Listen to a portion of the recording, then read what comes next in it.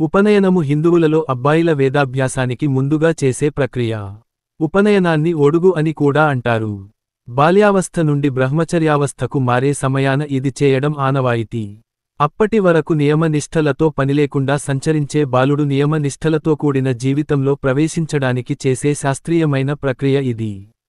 ఉపనయనానికి ముందు ఒక జన్మ తరువాత ఒక జన్మగా కూడా వ్యవహరించడం వలన ఉపనయనానికి అధిక ప్రాముఖ్యతను ఇచ్చే బ్రాహ్మణుని సమాజంలో ద్విజుడు అని నామాంతరంతో వ్యవహరిస్తుంటారు.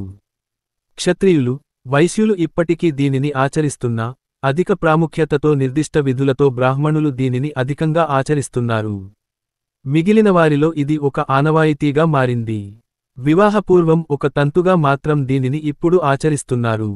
పూర్వకాలం గురుకులాభ్యాసం చేసే అలవాటు ఉన్న కారణంగా ఉపనయనం చేసి గురుకులానికి బాలురను పంపేవారు. అక్కడ వారు విద్యను నేర్చుకుని తిరిగి స్వగృహానికి వచ్చి గృహస్థాశ్రమంలో ప్రవేశించేవారు.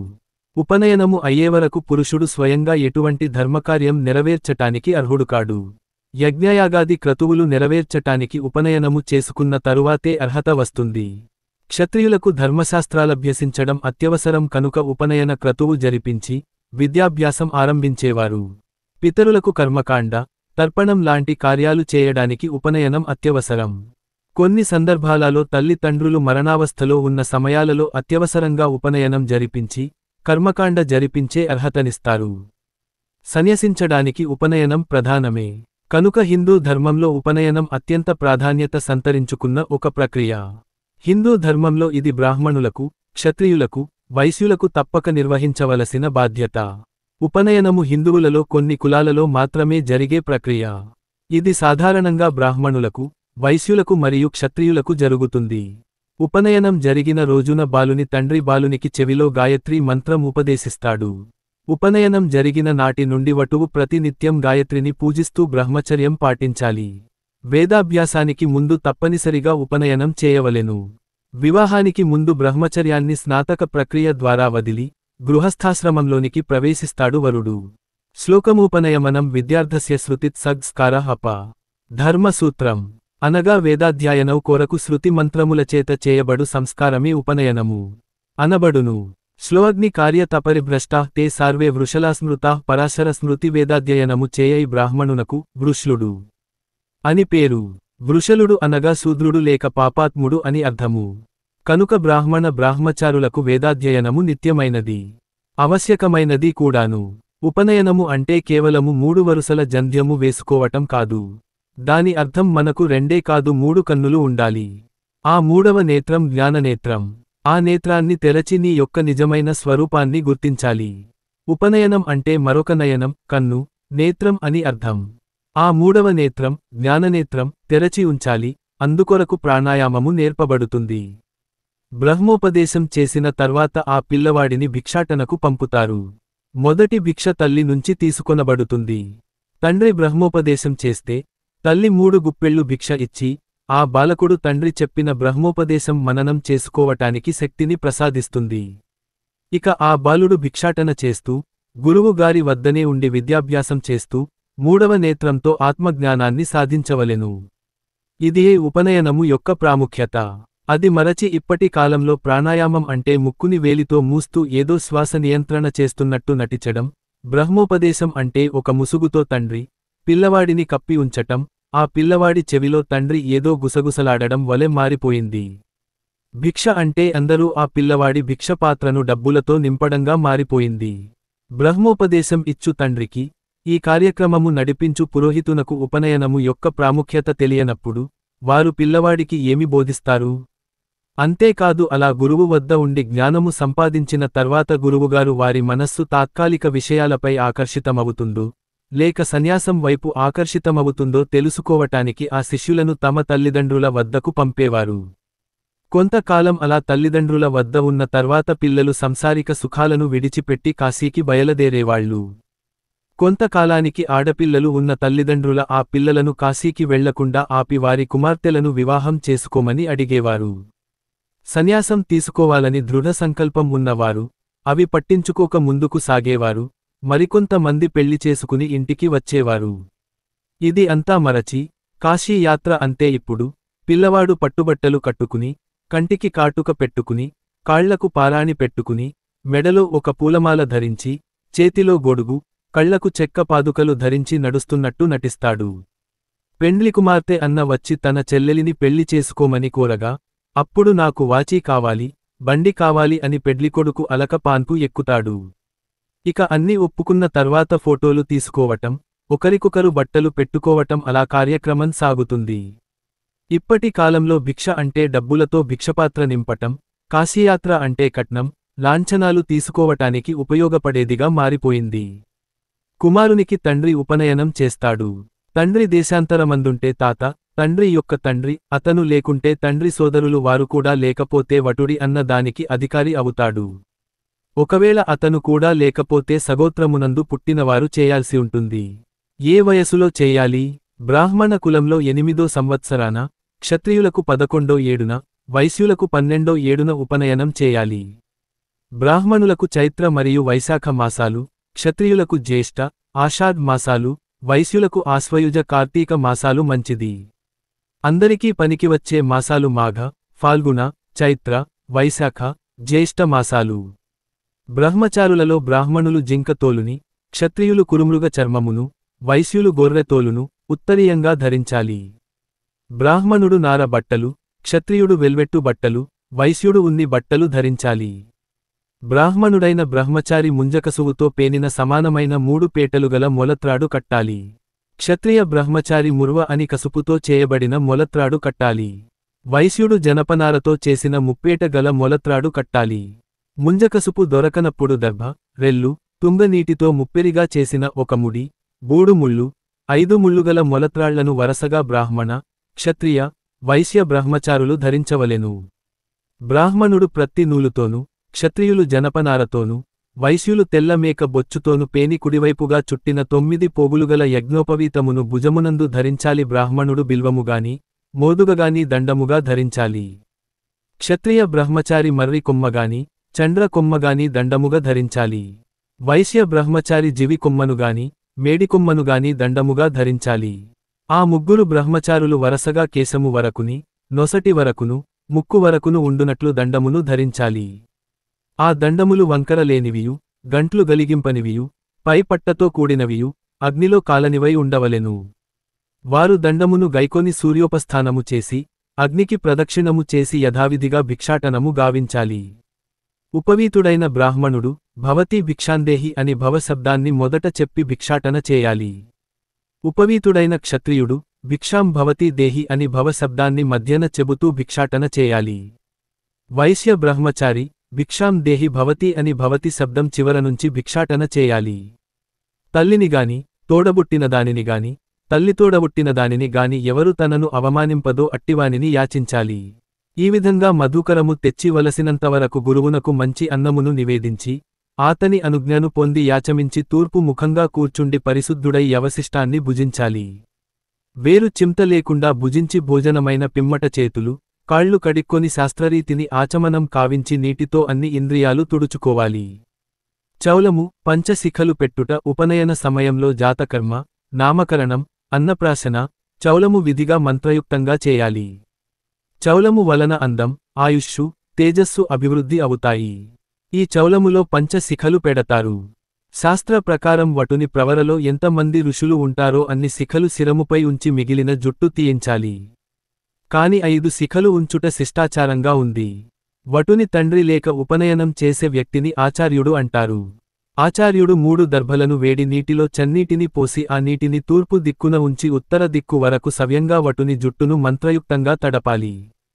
తరువాత కత్తిని వటుని శిరమునందుంచి సవ్యంగా 4 దిక్కుల నుంచి శిరస్సు మధ్య నుంచి కేశాలు తుంచాలి.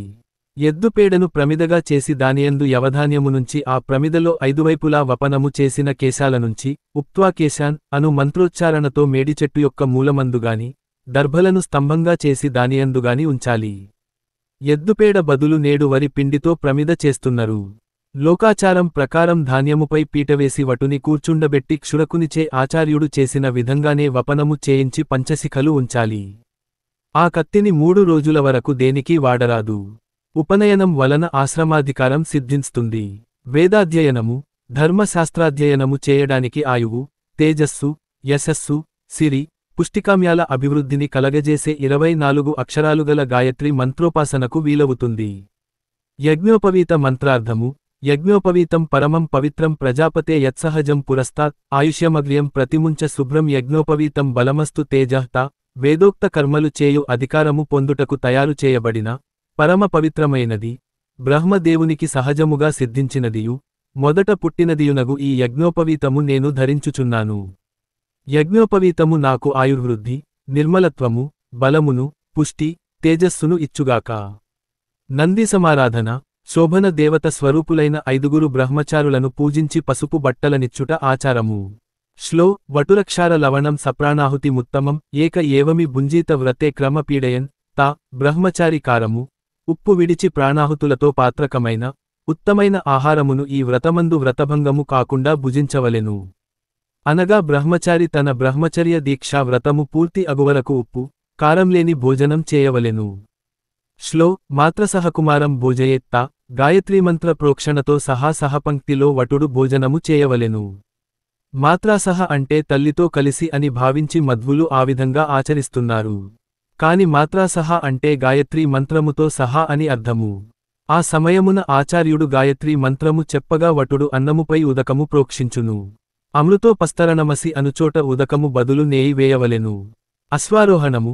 అగ్నిహోత్రమునకు ఉత్తరపు వైపున ఆచార్యుని వలె తూర్పు తిరిగి కూర్చొనవలెను. దక్షిణ దిశగా శానము, సన్నికల్లు లేక రాయి ఉంచి ఉపనయనము చేయుచున్న వ్యక్తి ఆచార్యుడు అతిష్టేమ అను మంత్రమును చెప్పి సన్నికల్లును త్రొక్కించవలెను. ఈ రాయివలె చాలాకాలము బ్రహ్మచర్య నిష్ఠలో స్థిరుడవై యుండుమని దీని అర్థము. వస్త్రధారణ. పంచల చాపు ఉత్తరించి ఆచార్యుడు వాటిని అభిమంత్రణ చేసి రాతిమీదనే మంత్రయుక్తముగా వటువనకు కట్టవలెను. ఈ వస్త్రములు దేవతలు తయారు చేసినవి. నీవు నిండు నూరేళ్లు సుఖముగాయుండుటకు ధనము సంపాదించి ఆప్తులకు అర్ధులకు ఇవ్వవలెను అని మంత్రార్థము. మౌంజీ మేఖల ధారణ.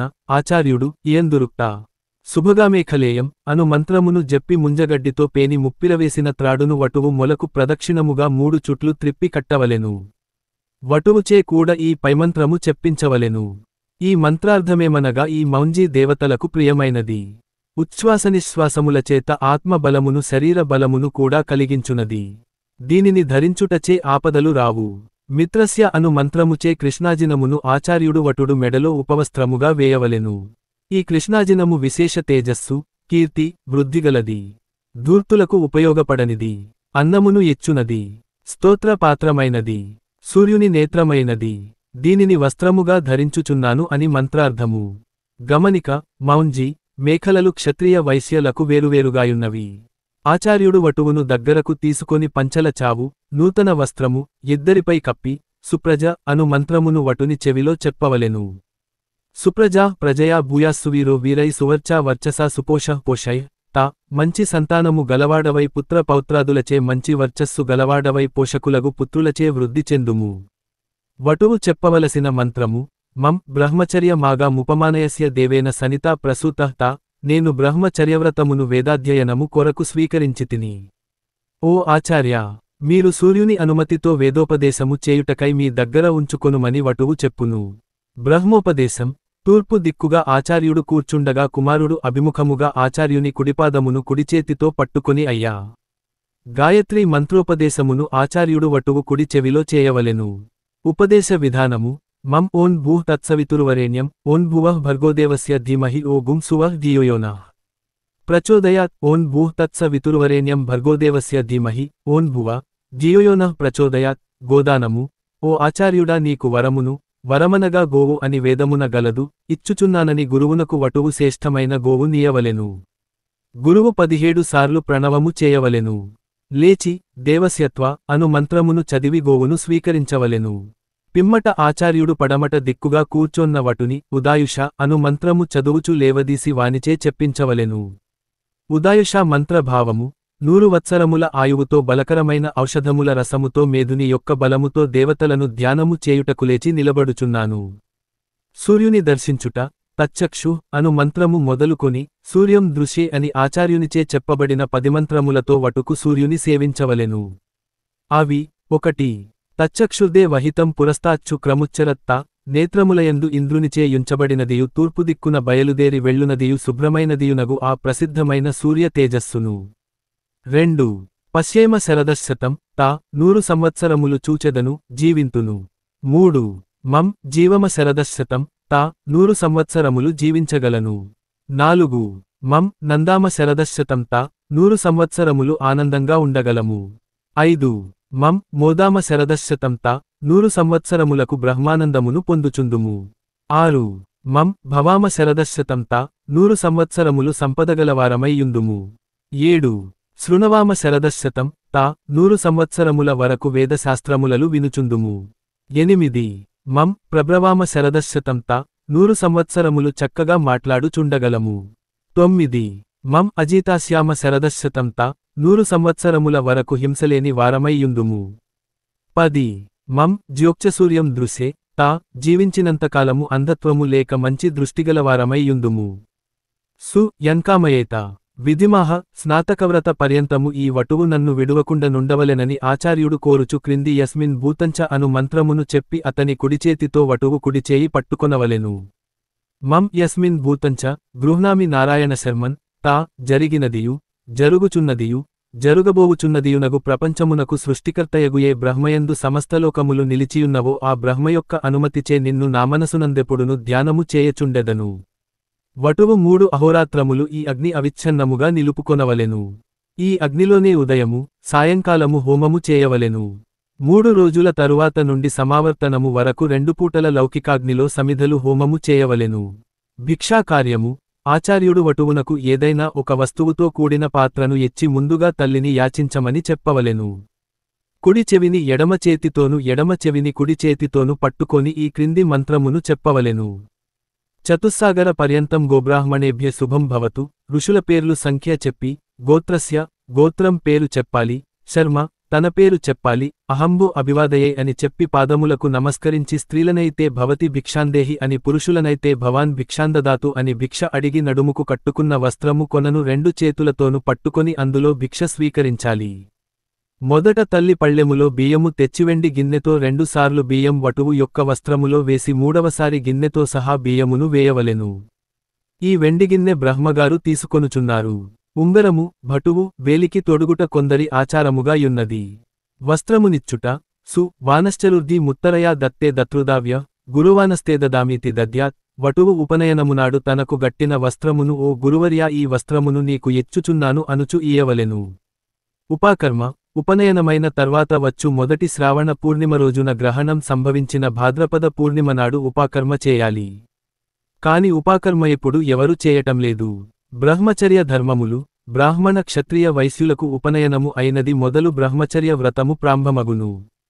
ఉపనయనమైన తర్వాత గురుకులమున 12 సంవత్సరములు బ్రహ్మచర్యమును పాటించుచు ఒక వేదమునైనను పూర్తి చేయవలయును. సు 12 వర్షాణ్యేకవేదే బ్రహ్మచర్యం చరేత్. ఒక్కొక్క వేదమునకు 12 సంవత్సరములు చొప్పున బ్రహ్మచర్యము జరుపవచ్చును. కాని అది విధికాదు. మరియు ఋషుల మతమున కలియుగములో దీర్ఘ బ్రహ్మచర్యము పనికిరాదు. కాబట్టి 12 సంవత్సరములే బ్రహ్మచర్యము చాలును. దీనిని బట్టి బ్రాహ్మణుడు కనీసము 20 సంవత్సరముల వయస్సులోను, క్షత్రియుడు 23 సంవత్సరముల వయస్సులోను, వైశ్యుడు 24 సంవత్సరముల వయస్సులోను వివాహము చేసికొనుట శాస్త్రసమ్మతమని తెలియును. శూద్రుడు గురుకులమున కేగనక్కరలేదు. కావున ఆయుర్దాయములో 4వ వంతు అనగా 25 ఏండ్లు వయస్సు వరకు ఆతడు అవివాహితుడుగా నుండి పిమ్మట వివాహమాడవలయును. బ్రహ్మచర్యాశ్రమములో బహు ప్రయోజనములు సాధింపవలసియున్నవి. ద్విజులు వేదమునభ్యసించుట, ఇతరులు పురాణేతిహాసముల పఠించుట, ఇంద్రియముల నిగ్రహించుట నలవర్చుకొని మనస్సును పరమార్థ జీవితమున కనుకూలముగా చేసికొనుట, శరీరము భోగపరము కాకుండా శ్రద్ధ వహించుట, శారీరక తేజస్సును వృద్ధినొందించుకొనుట, దీర్ఘాయుష్యమునకు తగినరీతిగా వ్యవహరించుట, మానవుడు గృహస్థాశ్రమములో భోగములను తగినరీతిననుభవించుటకును, భోగములకు లోబడి ధర్మమును విస్మరింపకుండుటకు, వివేకియై లౌకిక, వైదిక ధర్మములను నిర్వర్తించుటకును బ్రహ్మచర్యాశ్రమము యొక్క శిక్షణ సహకరించును. బ్రహ్మచర్యాశ్రమములో ఉపయుక్తమైన శారీరక మానసిక సాధన కంగములుగా నియమములనేకములు గలవు. బ్రహ్మచారి వాక్ నియమము గల్గియుండవలెను. బ్రహ్మచారి చేష్టానియయము గల్గియుండవలెను. బ్రహ్మచారి ఉదర నియమము గల్గియుండవలెను. బ్రహ్మచారి మితభాషియై సత్యవాక్యమునే పల్కవలెను. బ్రహ్మచారి తన కర్తవ్యమునకు మించిన ఏ పనిలోనూ జోక్యము కల్గించుకొనరాదు. బ్రహ్మచారి సత్వగుణ వర్ధకమగు నాహారమునే మితముగా తినవలయును. బ్రహ్మచారి భిక్షచేసి ఆహారము తెచ్చుకొని దానిని గురువునకు చూపి యాతని అనుమతిగైకొని భుజింపవలయును. ఉప్పు, కారము, మాంసము, మధువు మున్నగు రజోగుణ ప్రకోపకములైన పదార్థములను తినరాదు. బ్రహ్మచారి ఆచరించవలసిన ఇతర ధర్మములు, గంధేత్యాది సుగంధ వస్తువులను ధరింపరాదు. పగలు నిద్రపోరాదు. కాటుక పెట్టుకొనుట మొదలగు శృంగార విషయములను వీడవలయును. తైలాభ్యంగనము చేయరాదు. విలాసార్థమై బండి మొదలగు వాహనముల ఎక్కరాదు. చెప్పులను తొడగరాదు.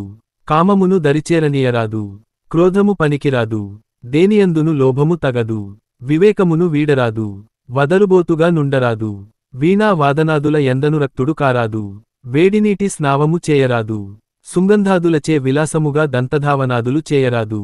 దేనిని చూచినను సంతోషముతో పొంగిపోరాదు. నృత్యగానములందు ఆసక్తుడు కారాదు. పరుల దోషములనెంచరాదు. ప్రమాదముల చెంతకు పోరాదు. బ్రహ్మచారి ఎట్టి నియమములు గలవాడై భిక్షచే జీవించుచు సాయం ప్రాతఃకాలములందగ్ని కార్యము చేసికొనుచుండవలయును. బహిః సంధ్యత్వంచ సంధ్యావందనమును గ్రామము యొక్క బయటకు పోయి చేసికొనవలయును. బ్రహ్మచారి ప్రధానముగా చేయవలసిన ధర్మము రేతస్సంరక్షణము. ఆ ధర్మము చెడినచో బ్రహ్మచర్య వ్రతము చెడినట్లే. అట్లు బ్రహ్మచర్యము పోగొట్టుకొన్నవారికి అవకీర్ణి అని పేరు. అవకీర్ణికి ఘోరములైన ప్రాయశ్చిత్తములు విధింపబడినవి. కాబట్టి బ్రహ్మచర్యమునకు భంగము కల్గించు ప్రసక్తులన్నీయు బ్రహ్మచారికి నిషేధింపబడినవి. శృంగార విషయమునకు సంబంధించినవన్నీయు విడిచి పెట్టవలసినదే. ఇతర నియమములు, చివరకు వటువు అద్దములో తన ముఖమును చూచుకొనుట కూడా నిషిద్ధమయ్యున్నది. బ్రహ్మచారి స్త్రీల ముఖమును చూడరాదు. వారితో సంభాషింపరాదు. బ్రహ్మచారి అధ్యయనము చేయునప్పుడు గురుదక్షిణనేమియూ నీయనక్కరలేదు. ఏ పరిస్థితిలో ఉపనయనం చేయకూడదు. వటువు తల్లిదండ్రులు చనిపోయినప్పుడు సంవత్సరంపాటు ఈ ఉపనయన కార్యం చేయకూడదు. ముహూర్త నిర్ణయము ఇది తండ్రి, వటువు జాతకాలను బట్టి నిర్ణయించాలి.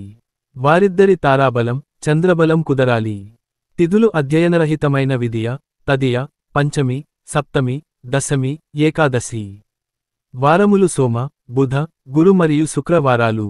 నక్షత్రములు అశ్వని, రోహిణి, మృగశిర, పునర్వసు, పుష్యమి, ఉత్తర, హస్త, చిత్త, స్వాతి, అనురాధ, ఉత్తరాషాఢ్, శ్రవణం, ధనిష్ఠ, శతభిషం, ఉత్తరాభాద్ర, రేవతి. లగ్నములు వృషభ, కర్కాటక, కన్యా, తుల, ధను, మకర, కుంభ, మీనములు. లగ్నానికి కేంద్రంలో పాపులుగాని, చతుర్థమందు రవిగాని ఉండరాదు. అష్టమశుద్ధి అత్యంత ముఖ్యం. మూఢమి, దక్షిణాయనములలో ఉపనయనము చేయరాదు. గురుబల నిర్ణయము కర్కాటక, ధనుర్మీన రాసులయందైనను, వటుని జన్మ రాశియందైనను, ఉపనయన లగ్నమునకు 12వ ఇంటనైనను గురుడుండిన వటువు సంపూర్ణ విద్యాంతుడు, భాగ్యవంత. ఏ విద్య ఉచితంగా తెలుసుకోకూడదు. మీకు ఈ వీడియో నచ్చితే గురు దక్షిణగా లైక్ చేసి షేర్ చేయండి. 10 మందికి మన సనాతన ధర్మం అంటే తెలుస్తుంది.